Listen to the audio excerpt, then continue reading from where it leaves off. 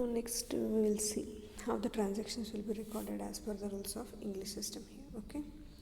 So for this you should know which account lies under which accounts. We know under English system we have divided accounts into three, right? Personal account, real account and nominal account. Now first transaction we are having here, Mr. Ram bought goods from Lakshman rupees 1000. So two accounts we have here, Ram account and Lakshman account. Okay. So both are persons, so lies under personal account here. So who bought goods? Ram. Okay. So Ram is the receiver here and Lakshman is the giver. Okay. What is the rule of personal account we have here? Debit the receiver and credit the giver.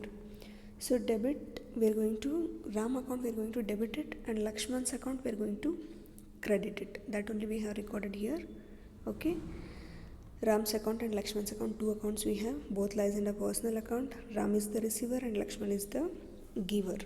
So Ram's account will be debited and Lakshman's account will be credited. Okay. Means as per the rule, okay, debit the receiver and credit the giver. The next second transaction you have, Anand sold goods to Ashok rupees 5000. Again here we have two accounts, it is Ashok's account and Anand's account. Now Anand sold means he is the giver, then Ashok is the receiver here. So both lies in a personal account. Ashok is a receiver and Anand is a giver. So Ashok's account will be debited and Anand's account will be credited. The next you have Arun received cash from Varun rupees 5000. Now two accounts we have here, Arun and Varun. Okay, both lies in the personal account. Who received? Arun. So Arun is the receiver and Varun is the giver. So as per rule, Arun account will be debited and Varun account will be credited here. Then Kiran paid rupees 1000 to Arun. So two accounts we have here, Kiran and Arun. Okay. Kiran paid means Kiran is the giver, Arun is the receiver. So Kiran will be the giver, which account will be credited, and Arun is the receiver, his account will be debited. Sold goods for cash rupees 10,000. So two accounts we have here, cash account and stock account. Now instead of goods we call it as what? Stock here. Okay. So cash account we have one more, it is stock account. Now as we sold the goods for cash, we received the cash against sales, right? When you sell the goods you can receive the cash against it. So cash account you have and one more, it is stock account. Both lies in the real account here because cash also asset, stock also asset of the business. So according to rule, debit what comes in, credit what goes out. Now cash we are receiving, so which comes in. Goods we are selling, so which goes out. Okay, so cash account which comes in will be debited and stock account which goes out will be credited here. The next you have bought goods for cash rupees 2000. So two accounts we have here, stock account and cash account. Goods we have purchased, bought means what here, purchased. Okay, so both lies under real account here. Okay, stock means goods you have purchased means which comes in. Okay, cash we are paying which goes out. So stock which comes in will be debited and cash which goes out will be credited. Then sold a machinery for rupees 5000. Okay, now we have sold the machinery here and we have received a cash rupees 5000. Machinery, it is asset of the business, cash also asset. So both lies under real account here.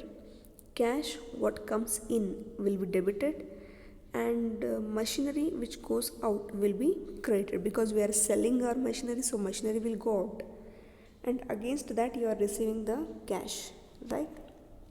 So cash comes in will be debited and machinery goes out will be credited. The next you have bought motor car for rupees 10,000 and now we have purchased a motor car here. So two accounts we have, one it is motor car account and one more it is cash account. Okay, both lies under real account. Motor car which comes in when you purchase and cash which goes out. So motor car account which comes in will be debited and cash account which goes out will be credited here. Okay. The next we have sold goods to Ashok. Now we have sold the goods. Okay, means sales account we have, and to whom we have sold? Ashok, right? Now two accounts we have here, Ashok's account and stock account. Okay, Ashok's account, it is a personal account. So personal account means he's the receiver, right? So receiver account will be debited. Stock means it is a real account which goes out, will be credited. Okay. Then postage is paid, rupees 200. Now postages account and cash account, because we are paying cash there, right? It is an expense. And postage which lies under nominal account, and cash which lies under real account. Okay. So as per nominal account, postage it is an expense for us, so we are going to debit it, and cash which goes out as per real account, we are going to credit it. Okay. So till now what we have done, it is according to the rules of English system. Okay, personal account, real account and nominal account.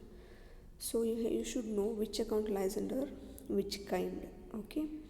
So if we are applying personal account rule, receiver will be debited and giver will be credited. And if we are applying real account rule, debit what comes in, credit what goes out.